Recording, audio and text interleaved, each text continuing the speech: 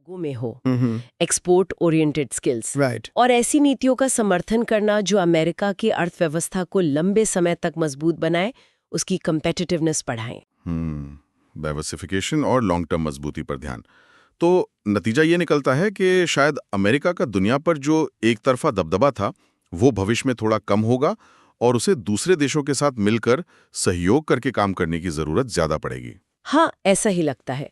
भविष्य में शायद अमेरिका को चीन जैसे प्रतिद्वंदियों से मुकाबला करने और दुनिया की व्यवस्था चलाने के लिए अपने दोस्तों और सहयोगियों पर ज्यादा निर्भर रहना होगा। अलायंसेस ज्यादा महत्वपूर्ण हो जाएंगे। सिर्फ डॉलर डिप्लोमेसी यानी डॉलर की ताकत के भरोसे शायद काम नहीं चलेगा। ये एक बड़े बदलाव का संकेत है, जहां आर्थिक शक्ति शायद पहले से ज्यादा बटी हुई नजर आएगी। एक मल्टीपोलर रियलिटी। तो आज की इस बातचीत से ये तो साफ है कि दुनिया के मंच पर डॉलर की जगह अब पहले जैसी नहीं रही, उसमें बदलाव आ रहा है। जैसा स्रोत में कहा गया है, ये कोई रातों रात होने वाली घटना नहीं है, कोई प्रलय नहीं आ रहा कल, बल्कि एक धीमी प्रक्रिया है जो धीरे धीरे पक रही है। स्लो बर्न है ये, लेकिन इसके असर को देखते हुए इसे नज़रअंदाज नहीं किया जा सकता। ज़रूरत है कि हम चौकन्ने रहें, इन बदलावों को समझें और वक्त के साथ खुद को ढालें, अडैप्ट करें। बिल्कुल। और अंत में एक सवाल सोचने के लिए छोड़ जाते हैं। क्या डॉलर, जो दशकों तक दुनिया के लिए भरोसे और स्थिरता का दूसरा नाम रहा, क्या वो आने वाले वक्त में भी ये भूमिका निभा पाएगा? ये जो नई बहुध्रुवीय पहेली उभर रही है, मल्टीपोलर पजल, इसमें असली फायदे में शायद वही देश और लोग रहेंगे जो बदलाव के लिए तैयार हैं, न कि उससे घबराते हैं, जो प्रोएक्टिव हैं। और ये हमें इस गहरे सवाल पर भी सोचने को मजबूर करता है, क्या किसी एक देश की मुद्रा पर पूरी दुनिया की इतनी ज्यादा निर्भरता, चाहे वो कोई भी मुद्रा क्यों न हो, क्या ये व्यवस्था अपने आप में ही थोड़ी अस्थिर नहीं है? क्या इसमें इनहेरेंट वल्नरेबिलिटी नहीं है? इस पर आगे भी सोचा जा सकता है। नमस्कार। आज हम एक ऐसे मुद्दे पर बात कर रहे हैं जो सुनने में शायद थोड़ा दूर का लगे, लेकिन जिसका सीधा असर हमारी जेब पर, हमारी बचत पर और शायद हमारी नौकरियों तक पर पड़ सकता है। ये मुद्दा है डी-डॉलराइजेशन। मतलब दुनिया की अर्थव्यवस्था में अमेरिकी डॉलर का जो दबदबा है उसका धीरे धीरे कम होना। हमारे पास जो जानकारी है वो एक विश्लेषण से है जिसका शीर्षक है डॉलर का पतन, अमेरिकी प्रभुत्व के लिए खतरा। आज हम यही समझने की कोशिश करेंगे कि भाई ये बदलाव क्यों हो रहा है, इसके मायने क्या हैं और ये हमारे लिए जानना क्यों जरूरी है। बिल्कुल। और ये सिर्फ कोई इकोनॉमिक्स की या फिनांस की बहस नहीं है। इसका असर मतलब वैश्विक राजनीति से लेकर हमारे घर के बजट तक महसूस हो सकता है। जैसा आपने कहा, दशकों से एक सिस्टम चला आ रहा है दुनिया में और अब उसमें बदलाव के संकेत दिख रहे हैं। तो ये समझना बहुत जरूरी है। ये सिर्फ अटकलें नहीं हैं, बल्कि दुनिया भर में जो हो रहा है, जो रणनीतियां बन रही हैं, ये उसका नतीजा है। अच्छा, तो जरा इसकी तह तक चलते हैं। मतलब ये डॉलर आखिर इतना ताकतवर बना कैसे? इसकी कहानी तो काफी पुरानी लगती है। हाँ बिल्कुल। इसकी जड़ें तो दूसरे विश्व युद्ध के बाद 1944 में हुए ब्रेटन वुड्स समझौते तक जाती हैं। आप सोचिए, उस समय दुनिया युद्ध से तबाह थी। अमेरिका एक तरह से सबसे बड़ी औद्योगिक शक्ति था। दुनिया का लगभग 2/3 सोना वो अमेरिका के पास था और उसका अपना देश युद्ध की मार से बचा हुआ था। तो उस वक्त 44 देशों ने मिलकर तय किया कि वो अपनी करेंसी को अमेरिकी डॉलर से जोड़ेंगे और डॉलर खुद सोने से जुड़ा रहेगा। मतलब $35 का 1 औंस सोना। ये एक तरह से दुनिया की आर्थिक स्थिरता के लिए अमेरिकी गारंटी थी। गारंटी। लेकिन फिर 1971 में कुछ बड़ा हुआ, जिसे निक्सन शॉक कहते हैं। अमेरिका ने डॉलर का सोने से वो रिश्ता तोड़ दिया। तो फिर डॉलर का दबदबा कम क्यों नहीं हुआ, बल्कि बढ़ गया? हाँ, ये बड़ा दिलचस्प मोड़ था। बहुत लोगों ने सोचा था कि सोने का सहारा हटेगा तो डॉलर कमजोर होगा, लेकिन हुआ ठीक उल्टा। डॉलर और मजबूत हो गया और इसका एक बहुत बड़ा कारण बना पेट्रो डॉलर सिस्टम। ये 1973-74 के तेल संकट के बाद की बात है। अमेरिका ने सऊदी अरब और दूसरे जो बड़े तेल उत्पादक देश थे, ओपेक, उनके साथ एक तरह की डील की कि दुनिया भर में तेल का व्यापार सिर्फ और सिर्फ डॉलर में होगा और बदले में अमेरिका इन देशों को सुरक्षा देगा, हथियार देगा। नतीजा, दुनिया के हर देश को तेल खरीदने के लिए डॉलर चाहिए ही चाहिए। मतलब डॉलर की मांग आसमान छू गई और आज भी स्थिति ये है कि दुनिया का लगभग 80% व्यापार डॉलर में ही होता है, भले ही उस लेन देन का अमेरिका से कोई सीधा लेना देना ना हो। 80%। अच्छा, इसी को शायद फ्रांस के पूर्व राष्ट्रपति ने असाधारण विशेषाधिकार कहा था, एक्सॉर्बिटेंट प्रिविलेज। सुनने में तो ये अमेरिका के लिए किसी वरदान जैसा लगता है। इसके क्या क्या फायदे हैं? इसे एक्सॉर्बिटेंट प्रिविलेज ही कहा गया और इसके बहुत बड़े फायदे हैं। पहला तो ये कि अमेरिका को पूरी दुनिया से बहुत कम ब्याज दरों पर उधार मिल जाता है। क्यों? क्योंकि दुनिया भर की सरकारें, निवेशक, वो सब अमेरिकी सरकार के बॉन्ड खरीदते हैं, ट्रेजरी बॉन्ड। उन्हें सबसे सुरक्षित माना जाता है। आज अमेरिका पर सोचिए, $35 ट्रिलियन का कर्ज है। इतना भारी कर्ज, फिर भी उसे 10 साल के बॉन्ड पर सिर्फ करीब 4% ब्याज देना पड़ रहा है। अगर डॉलर की ये ग्लोबल डिमांड ना होती ना, तो ये ब्याज दर कहीं ज्यादा होती। मतलब एक तरह से दुनिया अमेरिका के खर्चों को फाइनेंस कर रही है। कम लागत पर उधार, ये तो बहुत बड़ा फायदा है। और दूसरा क्या है? उसका आर्थिक दबदबा। अमेरिका का जो सेंट्रल बैंक है, फेडरल रिजर्व, वो जब अपनी ब्याज दरें घटाता या बढ़ाता है तो उसका असर सिर्फ अमेरिका पर नहीं पड़ता, टोक्यो से टोरंटो तक पूरी दुनिया की अर्थव्यवस्थाओं पर पड़ता है। और तीसरी बात जो शायद सबसे ताकतवर है, वो है प्रतिबंध लगाने की क्षमता, सैंक्शंस लगाने की। अमेरिका अंतर्राष्ट्रीय भुगतान का जो मेन सिस्टम है, स्विफ्ट, उसका इस्तेमाल करके किसी भी देश को डॉलर सिस्टम से काट सकता है, जैसा उसने हाल में रूस के साथ किया, ईरान के साथ किया। इससे उनकी अर्थव्यवस्थाओं को बहुत भारी नुकसान पहुंचता है। आज भी IMF के जो आंकड़े हैं, उनके मुताबिक दुनिया भर के सेंट्रल बैंकों के पास जो विदेशी मुद्रा भंडार है, उसका करीब 58% हिस्सा डॉलर में है। तो ये दिखाता है कि निर्भरता कितनी गहरी है अभी भी। 58%। अच्छा, और इसका असर आम अमेरिकी नागरिकों पर मतलब ये था कि उन्हें विदेशों से सस्ता सामान मिलता था, जैसे वॉलमार्ट वगैरह में। निर्यात वाले उद्योगों में नौकरियां थीं और एक तरह की आर्थिक सुरक्षा का एहसास था। लेकिन अब आप कह रही हैं कि हवा बदल रही है। हाँ। हम सुन रहे हैं कि ब्रिक्स देश, ब्राजील, रूस, भारत, चीन, दक्षिण अफ्रीका और अब तो नए सदस्य भी हैं जैसे सऊदी अरब, ये सब अपनी करेंसी में व्यापार बढ़ाने की बात कर रहे हैं। बिल्कुल। और ये बदलाव सिर्फ इन देशों की मर्जी से नहीं हो रहा, ऐसा नहीं है। ये काफी हद तक अमेरिकी नीतियों की प्रतिक्रिया भी है एक तरह से। जब अमेरिका डॉलर को एक हथियार की तरह इस्तेमाल करता है, जब वो एक तरफा प्रतिबंध लगाता है, तो दूसरे देश सोचने पर मजबूर हो जाते हैं कि भाई क्या इन पर इतना निर्भर रहना ठीक है। खासकर जब यूक्रेन युद्ध के बाद रूस के करीब $300 बिलियन के विदेशी मुद्रा भंडार फ्रीज कर दिए गए। अब ये रकम सोचिए, कई छोटे देशों की पूरी अर्थव्यवस्था से भी ज्यादा है। इसने बाकी देशों के लिए खतरे की घंटी बजा दी है कि उनके साथ भी ऐसा हो सकता है। अब चीन है, वो ईरान जैसे देशों से अपनी मुद्रा युआन में तेल खरीद रहा है। भारत और रूस रुपए रूबल में व्यापार करने की कोशिश कर रहे हैं। तो ये संकेत साफ है कि देश अब विकल्प तलाश रहे हैं, एक्टिवली तलाश रहे हैं। अच्छा, तो अब यहाँ बात और भी दिलचस्प हो जाती है। मान लीजिए ये डी-डॉलराइजेशन की प्रक्रिया वाकई रफ्तार पकड़ लेती है, तो इसका हमारी दुनिया पर, खासकर व्यापार और चीजों की कीमतों पर क्या असर पड़ेगा? देखिए, अभी डॉलर व्यापार में एक तरह की स्थिरता लाता है। जैसे तेल की कीमत है, वो पूरी दुनिया में डॉलर प्रति बैरल में तय होती है। मान लीजिए $70-80। इससे खरीदने वाले को भी पता है, बेचने वाले को भी एक बेसलाइन है। अब सोचिए, अगर व्यापार कई अलग अलग मुद्राओं में होने लगे, कुछ यूरो में, कुछ युआन में, कुछ किसी और करेंसी बास्केट में, तो कीमतों में बहुत ज्यादा उतार चढ़ाव आ सकता है, वॉलेटिलिटी बढ़ जाएगी। मतलब आज आपने एक भाव पर सौदा तय किया, कल करेंसी की वैल्यू बदल गई तो आपका पूरा हिसाब गड़बड़ा सकता है। गेहूं, तांबा, सोयाबीन जैसी कमोडिटीज हैं जिनका अमेरिका बड़ा निर्यातक है, उनकी कीमतें भी अस्थिर हो सकती हैं।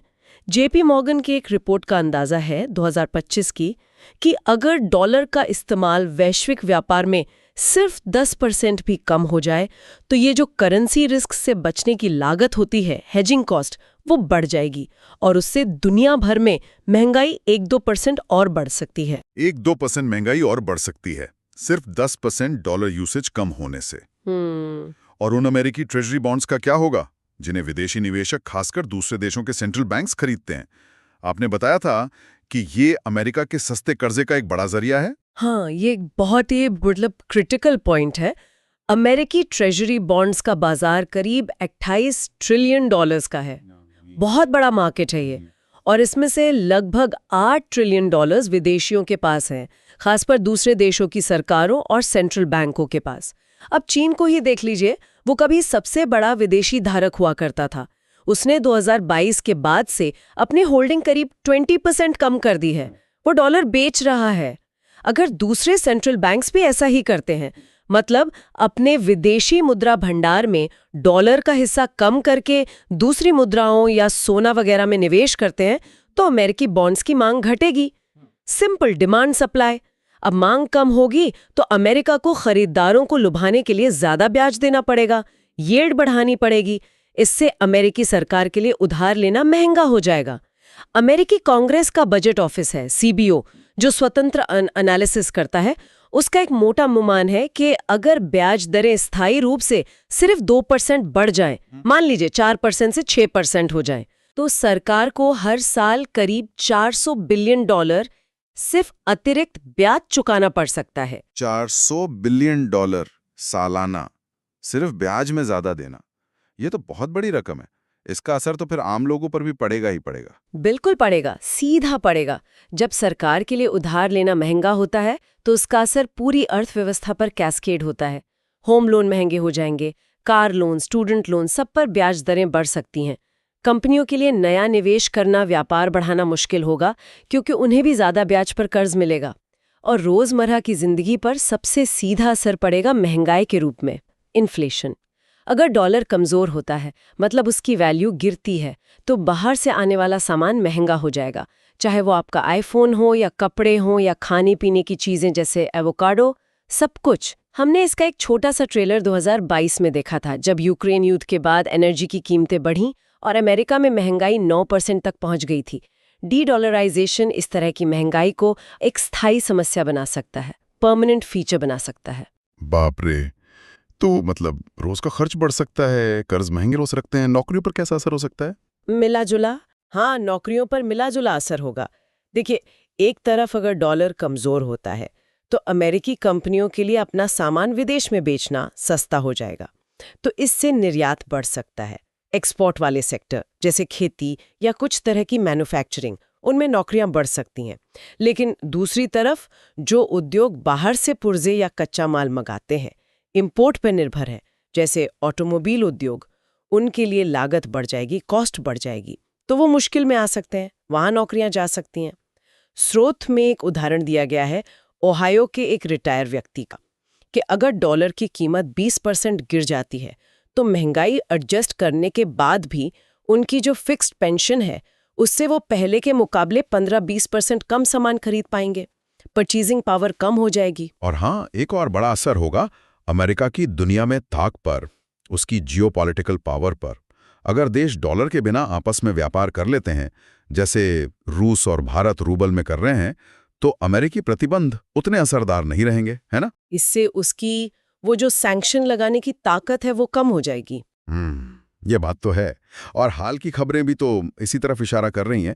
अल जजीरा की एक रिपोर्ट थी कि सितंबर 2025 में ब्रिक्स देशों ने आपसी व्यापार का 15% हिस्सा अपनी स्थानीय मुद्राओं में करने के लिए पायलट प्रोजेक्ट शुरू करने की बात कही। और जैसा आपने बताया, रूस का मामला तो है ही, जिसका लगभग 40% व्यापार अब डॉलर के बिना हो रहा है। आम आदमी के लिए इसका मतलब शायद गैस $4.5 प्रति गैलन, किराने का सामान 10% महंगा, और ये चिंता कि जिस डॉलर पर अमेरिकी सपने टिके थे वो शायद अब उतना मजबूत ना रहे। लेकिन यहाँ एक बड़ा लेकिन भी है, मतलब डॉलर को उसकी गद्दी से हटाना इतना आसान नहीं है। डी-डॉलराइजेशन की राह में कई बड़ी रुकावटें हैं, बहुत बड़ी। ये कहना कि डॉलर का राज खत्म हो गया है या होने वाला है, ये शायद थोड़ी जल्दबाजी होगी। इसमें एक खास बात ये है। अच्छा, क्या है वो रुकावटें? क्या चीजें हैं जो डॉलर को बचाए रखेंगी? सबसे पहली और सबसे बड़ी रुकावट है लिक्विडिटी, तरलता। डॉलर का बाजार बहुत बहुत बड़ा और गहरा है। अनुमान है कि 100 ट्रिलियन से ज्यादा का मार्केट है ये। इसका मतलब ये है कि आप किसी भी वक्त सेकंडों में अरबों डॉलर खरीद या बेच सकते हैं और उसकी कीमत पर ज्यादा फर्क नहीं पड़ेगा। दुनिया की कोई और मुद्रा इसके आसपास भी नहीं भटकते, कोई नहीं। यूरो दूसरी सबसे बड़ी मुद्रा है, वैश्विक भंडार का करीब 20% हिस्सा है उसके पास, लेकिन यूरोपियन यूनियन की अपनी अंदरूनी राजनीतिक और आर्थिक मुश्किलें हैं जो उसे कमजोर करती हैं। चीन का युआन, उसकी बात बहुत होती है, लेकिन उस पर चीन की सरकार का सख्त नियंत्रण है। कैपिटल कंट्रोल्स हैं, आप उसे आसानी से खरीद बेच नहीं सकते। इससे दुनिया भर में उसका भरोसा और इस्तेमाल दोनों सीमित हैं। स्विफ्ट के आंकड़े बताते हैं कि 2025 में सिर्फ 2.5% वैश्विक भुगतान युआन में हुए। 2.5%? तो कोई भी विकल्प जो है वो डॉलर के नेटवर्क इफेक्ट का मुकाबला नहीं कर सकता। नेटवर्क इफेक्ट मतलब लोग डॉलर इसलिए इस्तेमाल करते हैं क्योंकि बाकी सब भी करते हैं। ये एक आदत बन चुकी है, एक सिस्टम बन चुका है। इसे बदलना बहुत मुश्किल है। नेटवर्क इफेक्ट, ये बात सही है। और लेन देन के लिए जो इंफ्रास्ट्रक्चर चाहिए, जो सिस्टम चाहिए, जैसे स्विफ्ट, उसका क्या उसका कोई मजबूत विकल्प तैयार है? एक दूसरी बड़ी बाधा है इंफ्रास्ट्रक्चर। अभी जो स्विफ्ट सिस्टम है वो रोजाना करीब $150 ट्रिलियन के लेन देन संभालता है। सोचे कितना बड़ा वॉल्यूम है। और ये मुख्य रूप से डॉलर पर ही केंद्रित है, डॉलर सेंट्रिक है। चीन ने अपना एक सिस्टम बनाया है, CIPS कहते हैं उसे, cross border interbank payment system. रूस का अपना SPFS है, लेकिन ये दोनों मिलकर भी अभी वैश्विक लेन देन का 5% हिस्सा भी नहीं संभालते। बहुत छोटे हैं ये अभी। किसी नई भुगतान प्रणाली या किसी नई मुद्रा पर पूरी दुनिया का भरोसा बनने में दशकों लगते हैं, रातों रात नहीं होता ये। अगर युआन को डॉलर का विकल्प बनना है तो चीन को अपनी अर्थव्यवस्था और मुद्रा को पूरी तरह खोलना होगा, फ्रीली कन्वर्टेबल बनाना होगा, पूंजी के आने जाने पर से नियंत्रण हटाना होगा। लेकिन चीनी सरकार की जो अपारदर्शिता है, जो कंट्रोल रखने की आदत है, वो विदेशी निवेशकों को डराती है।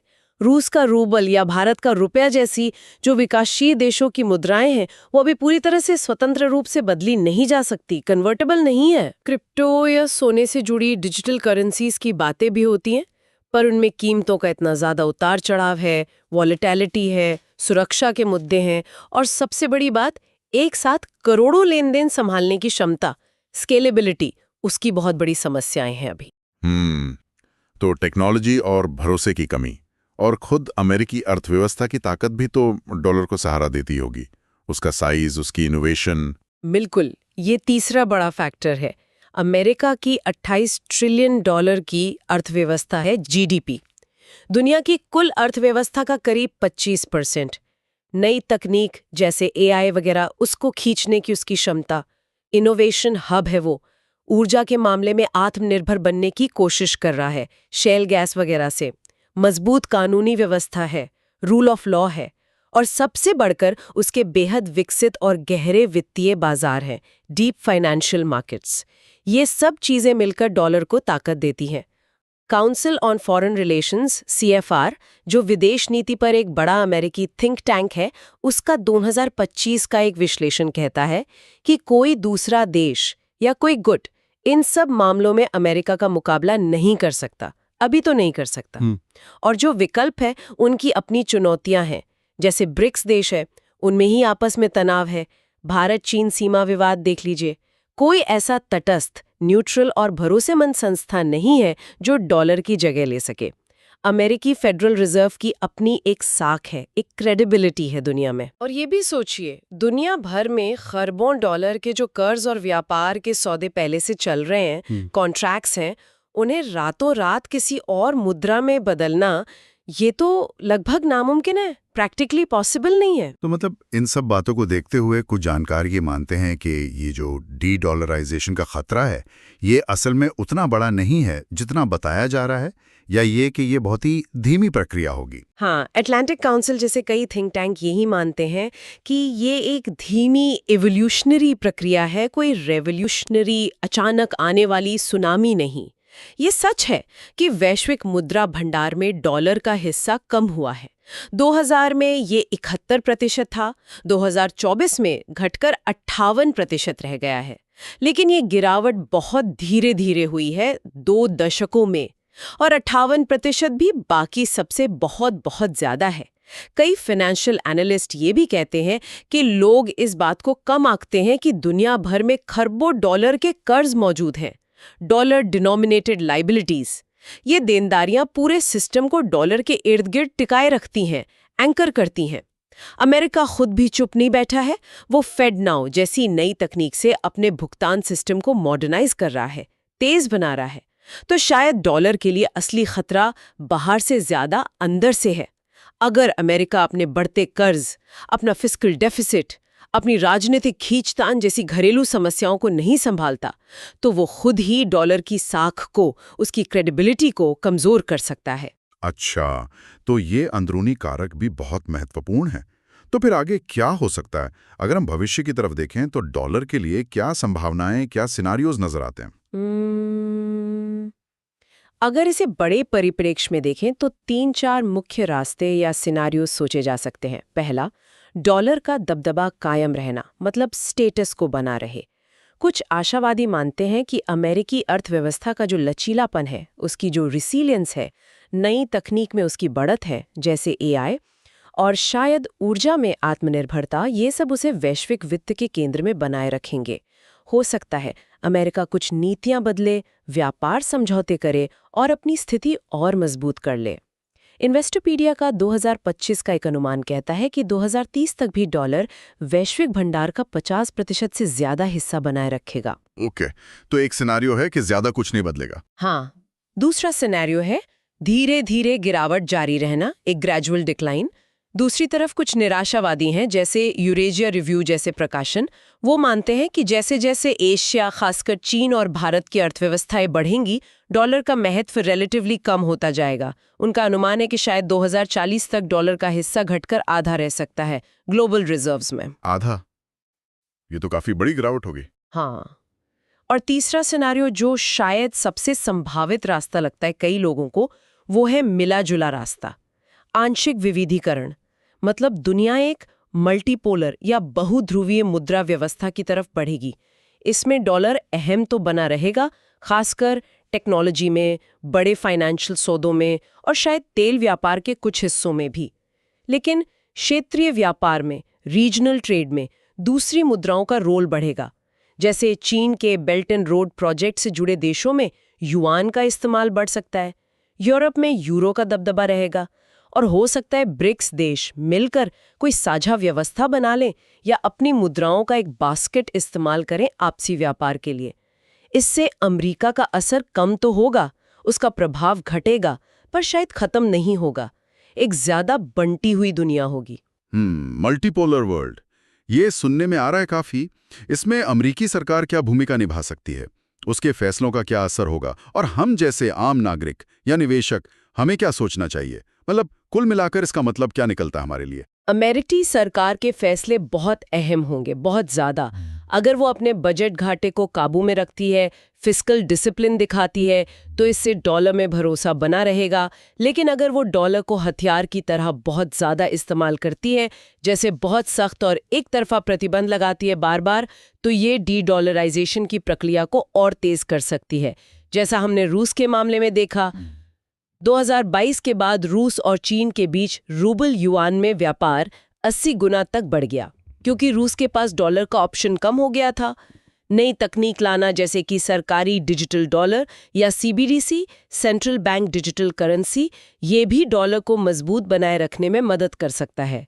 अब जहां तक निवेशकों की बात है, उनके लिए तो वही पुरानी सलाह ही काम आती है, डाइवर्सिफिकेशन। अपने निवेश को फैलाएं, सिर्फ डॉलर आधारित चीजों में ही सारा पैसा ना लगाएं, बल्कि सोना, शायद कुछ विदेशी करेंसी बॉन्ड्स जैसे युआन बॉन्ड, अगर आप रिस्क ले सकते हैं, या कम मात्रा में दूसरी चीजों पर भी नजर रखें।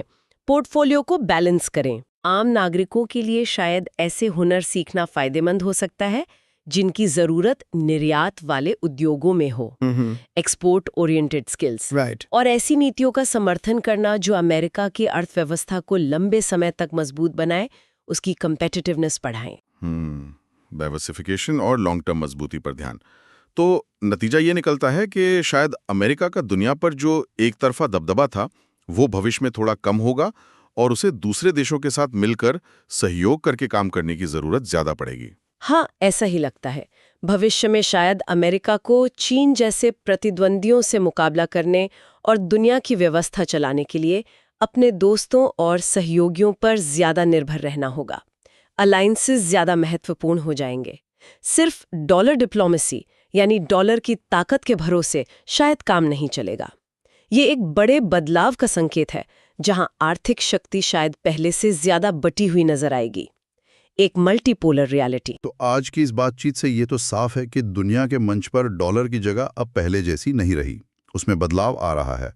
जैसा स्रोत में कहा गया है, ये कोई रातों रात होने वाली घटना नहीं है, कोई प्रलय नहीं आ रहा कल, बल्कि एक धीमी प्रक्रिया है जो धीरे धीरे पक रही है। स्लो बर्न है ये, लेकिन इसके असर को देखते हुए इसे नज़रअंदाज नहीं किया जा सकता। ज़रूरत है कि हम चौकन्ने रहें, इन बदलावों को समझें और वक्त के साथ खुद को ढालें, अडैप्ट करें। बिल्कुल। और अंत में एक सवाल सोचने के लिए छोड़ जाते हैं।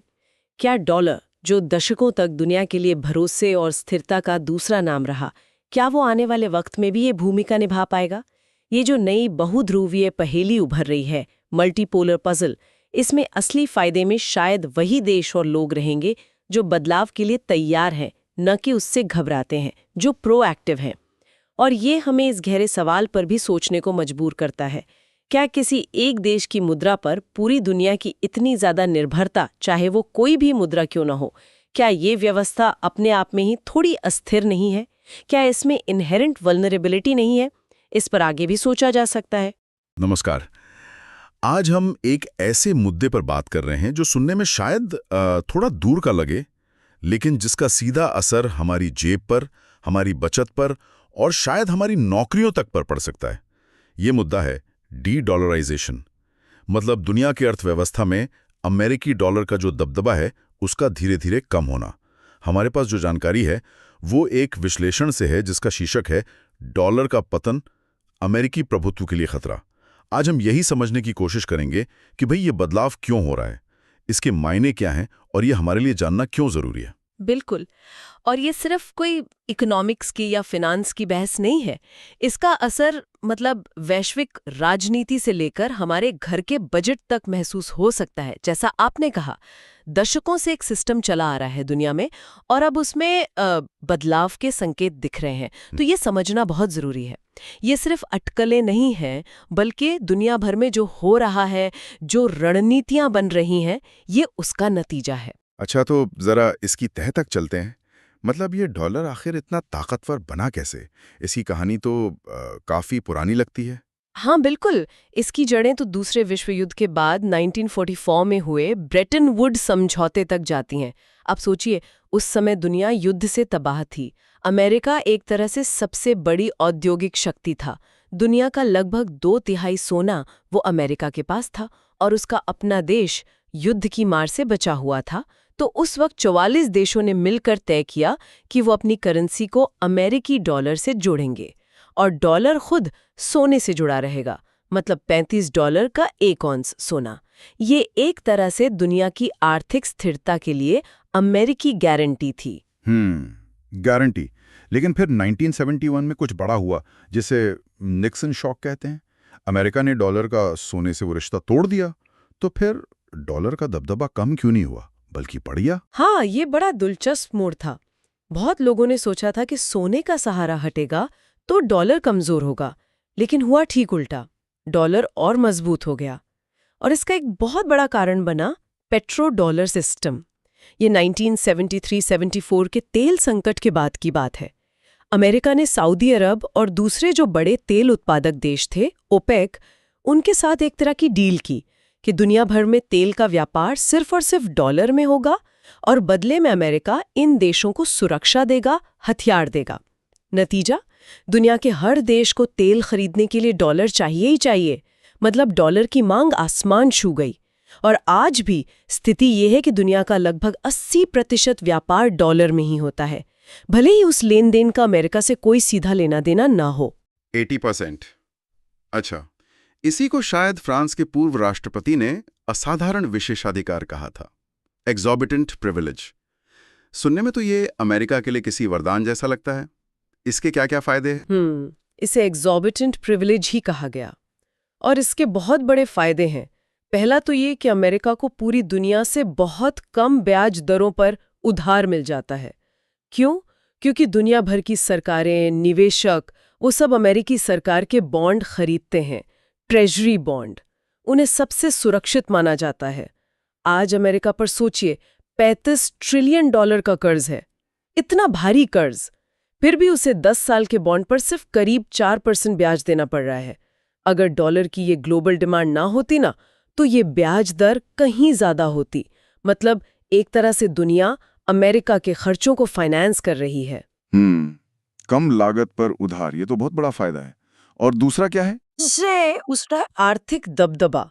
अमेरिका का जो सेंट्रल बैंक है, फेडरल रिजर्व, वो जब अपनी ब्याज दरें घटाता या बढ़ाता है तो उसका असर सिर्फ अमेरिका पर नहीं पड़ता, टोक्यो से टोरंटो तक पूरी दुनिया की अर्थव्यवस्थाओं पर पड़ता है। और तीसरी बात जो शायद सबसे ताकतवर है, वो है प्रतिबंध लगाने की क्षमता, सैंक्शंस लगाने की। अमेरिका अंतर्राष्ट्रीय भुगतान का जो मेन सिस्टम है, स्विफ्ट, उसका इस्तेमाल करके किसी भी देश को डॉलर सिस्टम से काट सकता है, जैसा उसने हाल में रूस के साथ किया, ईरान के साथ किया। इससे उनकी अर्थव्यवस्थाओं को बहुत भारी नुकसान पहुंचता है। आज भी IMF के जो आंकड़े हैं, उनके मुताबिक दुनिया भर के सेंट्रल बैंकों के पास जो विदेशी मुद्रा भंडार है, उसका करीब 58% हिस्सा डॉलर में है। तो ये दिखाता है कि निर्भरता कितनी गहरी है अभी भी। 58%। अच्छा, और इसका असर आम अमेरिकी नागरिकों पर मतलब ये था कि उन्हें विदेशों से सस्ता सामान मिलता था, जैसे वॉलमार्ट वगैरह में। निर्यात वाले उद्योगों में नौकरियां थीं और एक तरह की आर्थिक सुरक्षा का एहसास था। लेकिन अब आप कह रही हैं कि हवा बदल रही है। हाँ। हम सुन रहे हैं कि ब्रिक्स देश, ब्राजील, रूस, भारत, चीन, दक्षिण अफ्रीका और अब तो नए सदस्य भी हैं जैसे सऊदी अरब, ये सब अपनी करेंसी में व्यापार बढ़ाने की बात कर रहे हैं। बिल्कुल। और ये बदलाव सिर्फ इन देशों की मर्जी से नहीं हो रहा, ऐसा नहीं है। ये काफी हद तक अमेरिकी नीतियों की प्रतिक्रिया भी है एक तरह से। जब अमेरिका डॉलर को एक हथियार की तरह इस्तेमाल करता है, जब वो एक तरफा प्रतिबंध लगाता है, तो दूसरे देश सोचने पर मजबूर हो जाते हैं कि भाई क्या इन पर इतना निर्भर रहना ठीक है। खासकर जब यूक्रेन युद्ध के बाद रूस के करीब $300 बिलियन के विदेशी मुद्रा भंडार फ्रीज कर दिए गए। अब ये रकम सोचिए, कई छोटे देशों की पूरी अर्थव्यवस्था से भी ज्यादा है। इसने बाकी देशों के लिए खतरे की घंटी बजा दी है कि उनके साथ भी ऐसा हो सकता है। अब चीन है, वो ईरान जैसे देशों से अपनी मुद्रा युआन में तेल खरीद रहा है। भारत और रूस रुपए रूबल में व्यापार करने की कोशिश कर रहे हैं। तो ये संकेत साफ है कि देश अब विकल्प तलाश रहे हैं, एक्टिवली तलाश रहे हैं। अच्छा, तो अब यहाँ बात और भी दिलचस्प हो जाती है। मान लीजिए ये डी-डॉलराइजेशन की प्रक्रिया वाकई रफ्तार पकड़ लेती है, तो इसका हमारी दुनिया पर, खासकर व्यापार और चीजों की कीमतों पर क्या असर पड़ेगा? देखिए, अभी डॉलर व्यापार में एक तरह की स्थिरता लाता है। जैसे तेल की कीमत है, वो पूरी दुनिया में डॉलर प्रति बैरल में तय होती है। मान लीजिए $70-80। इससे खरीदने वाले को भी पता है, बेचने वाले को भी एक बेसलाइन है। अब सोचिए, अगर व्यापार कई अलग अलग मुद्राओं में होने लगे, कुछ यूरो में, कुछ युआन में, कुछ किसी और करेंसी बास्केट में, तो कीमतों में बहुत ज्यादा उतार चढ़ाव आ सकता है, वॉलेटिलिटी बढ़ जाएगी। मतलब आज आपने एक भाव पर सौदा तय किया, कल करेंसी की वैल्यू बदल गई तो आपका पूरा हिसाब गड़बड़ा सकता है। गेहूं, तांबा, सोयाबीन जैसी कमोडिटीज हैं जिनका अमेरिका बड़ा निर्यातक है, उनकी कीमतें भी अस्थिर हो सकती हैं। JP मॉर्गन की एक रिपोर्ट का अंदाजा है 2025 की कि अगर डॉलर का इस्तेमाल वैश्विक व्यापार में सिर्फ 10% भी कम हो जाए तो ये जो करेंसी रिस्क से बचने की लागत होती है, हेजिंग कॉस्ट, वो बढ़ जाएगी और उससे दुनिया भर में महंगाई 1-2% और बढ़ सकती है। 1-2% महंगाई और बढ़ सकती है सिर्फ 10% डॉलर यूसेज कम होने से। और उन अमेरिकी ट्रेजरी बॉन्ड्स का क्या होगा जिन्हें विदेशी निवेशक, खासकर दूसरे देशों के सेंट्रल बैंक्स खरीदते हैं? आपने बताया था कि ये अमेरिका के सस्ते कर्जे का एक बड़ा जरिया है। हाँ, ये एक बहुत ही मतलब क्रिटिकल पॉइंट है। अमेरिकी ट्रेजरी बॉन्ड्स का बाजार करीब $28 ट्रिलियन का है। बहुत बड़ा मार्केट है ये, और इसमें से लगभग $8 ट्रिलियन विदेशियों के पास हैं, खासकर दूसरे देशों की सरकारों और सेंट्रल बैंकों के पास। अब चीन को ही देख लीजिए, वो कभी सबसे बड़ा विदेशी धारक हुआ करता था। उसने 2022 के बाद से अपनी होल्डिंग करीब 20% कम कर दी है। वो डॉलर बेच रहा है। अगर दूसरे सेंट्रल बैंक्स भी ऐसा ही करते हैं, मतलब अपने विदेशी मुद्रा भंडार में डॉलर का हिस्सा कम करके दूसरी मुद्राओं या सोना वगैरह में निवेश करते हैं, तो अमेरिकी बॉन्ड्स की मांग घटेगी। Simple demand supply. अब मांग कम होगी तो अमेरिका को खरीदारों को लुभाने के लिए ज्यादा ब्याज देना पड़ेगा, यील्ड बढ़ानी पड़ेगी। इससे अमेरिकी सरकार के लिए उधार लेना महंगा हो जाएगा। अमेरिकी कांग्रेस का बजट ऑफिस है CBO, जो स्वतंत्र एनालिसिस करता है, उसका एक मोटा अनुमान है कि अगर ब्याज दरें स्थायी रूप से सिर्फ 2% बढ़ जाएं, मान लीजिए 4% से 6% हो जाएं, तो सरकार को हर साल करीब $400 बिलियन सिर्फ अतिरिक्त ब्याज चुकाना पड़ सकता है। $400 बिलियन सालाना सिर्फ ब्याज में ज्यादा देना, ये तो बहुत बड़ी रकम है। इसका असर तो फिर आम लोगों पर भी पड़ेगा ही पड़ेगा। बिल्कुल पड़ेगा, सीधा पड़ेगा। जब सरकार के लिए उधार लेना महंगा होता है तो उसका असर पूरी अर्थव्यवस्था पर कैस्केड होता है। होम लोन महंगे हो जाएंगे, कार लोन, स्टूडेंट लोन, सब पर ब्याज दरें बढ़ सकती हैं। कंपनियों के लिए नया निवेश करना, व्यापार बढ़ाना मुश्किल होगा, क्योंकि उन्हें भी ज्यादा ब्याज पर कर्ज मिलेगा। और रोजमर्रा की जिंदगी पर सबसे सीधा असर पड़ेगा महंगाई के रूप में, इन्फ्लेशन। अगर डॉलर कमजोर होता है, मतलब उसकी वैल्यू गिरती है, तो बाहर से आने वाला सामान महंगा हो जाएगा, चाहे वो आपका आईफोन हो या कपड़े हो या खाने पीने की चीजें जैसे एवोकाडो, सब कुछ। हमने इसका एक छोटा सा ट्रेलर 2022 में देखा था, जब यूक्रेन युद्ध के बाद एनर्जी की कीमतें बढ़ीं और अमेरिका में महंगाई 9% तक पहुंच गई थी। डी-डॉलराइजेशन इस तरह की महंगाई को एक स्थायी समस्या बना सकता है, परमानेंट फीचर बना सकता है। बाप रे, तो मतलब रोज का खर्च बढ़ सकता है, कर्ज महंगे हो सकते हैं, नौकरियों पर कैसा असर हो सकता है? मिला जुला, हाँ, नौकरियों पर मिला जुला असर होगा।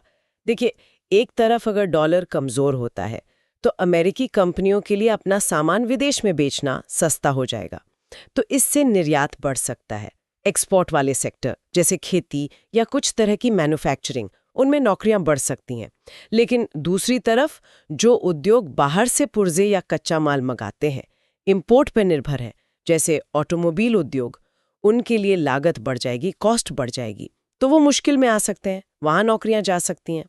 स्रोत में एक उदाहरण दिया गया है ओहायो के एक रिटायर व्यक्ति का, कि अगर डॉलर की कीमत 20% गिर जाती है तो महंगाई एडजस्ट करने के बाद भी उनकी जो फिक्स्ड पेंशन है उससे वो पहले के मुकाबले 15-20% कम सामान खरीद पाएंगे। परचेजिंग पावर कम हो जाएगी। और हाँ, एक और बड़ा असर होगा अमेरिका की दुनिया में ताक पर, उसकी जियोपॉलिटिकल पावर पर। अगर देश डॉलर के बिना आपस में व्यापार कर लेते हैं, जैसे रूस और भारत रूबल में कर रहे हैं, तो अमेरिकी प्रतिबंध उतने असरदार नहीं रहेंगे, है ना? इससे उसकी वो जो सैंक्शन लगाने की ताकत है वो कम हो जाएगी। ये बात तो है। और हाल की खबरें भी तो इसी तरफ इशारा कर रही हैं। अल जजीरा की एक रिपोर्ट थी कि सितंबर 2025 में ब्रिक्स देशों ने आपसी व्यापार का 15% हिस्सा अपनी स्थानीय मुद्राओं में करने के लिए पायलट प्रोजेक्ट शुरू करने की बात कही। और जैसा आपने बताया, रूस का मामला तो है ही, जिसका लगभग 40% व्यापार अब डॉलर के बिना हो रहा है। आम आदमी के लिए इसका मतलब शायद गैस $4.5 प्रति गैलन, किराने का सामान 10% महंगा, और ये चिंता कि जिस डॉलर पर अमेरिकी सपने टिके थे वो शायद अब उतना मजबूत ना रहे। लेकिन यहाँ एक बड़ा लेकिन भी है, मतलब डॉलर को उसकी गद्दी से हटाना इतना आसान नहीं है। डी-डॉलराइजेशन की राह में कई बड़ी रुकावटें हैं, बहुत बड़ी। ये कहना कि डॉलर का राज खत्म हो गया है या होने वाला है, ये शायद थोड़ी जल्दबाजी होगी। इसमें एक खास बात ये है। अच्छा, क्या है वो रुकावटें? क्या चीजें हैं जो डॉलर को बचाए रखेंगी? सबसे पहली और सबसे बड़ी रुकावट है लिक्विडिटी, तरलता। डॉलर का बाजार बहुत बहुत बड़ा और गहरा है। अनुमान है कि 100 ट्रिलियन से ज्यादा का मार्केट है ये। इसका मतलब ये है कि आप किसी भी वक्त सेकंडों में अरबों डॉलर खरीद या बेच सकते हैं और उसकी कीमत पर ज्यादा फर्क नहीं पड़ेगा। दुनिया की कोई और मुद्रा इसके